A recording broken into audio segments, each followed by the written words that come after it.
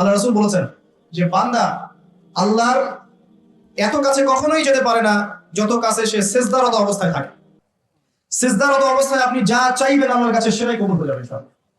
আল্লাহ পাক আমাদেরকে বেশি বেশি সিজদায় দোয়া করার তৌফিক দান করুন। আপনি ধরেন কোনো দোয়াই জানেন না, আপনি সিজদায় গিয়েছেন, বাংলাতেই বলেছেন আল্লাহ আমাকে মাফ করে দাও, আল্লাহ কি মাফ করবেন না? আল্লাহ কি বলবেন কেন আরবিতে বলো নাই? এত কঠিন করি কেন আমরা ইসলামকে আমরা এত কঠিন কেন করি? আল্লাহ পাক তো সহজ করে দিচ্ছেন।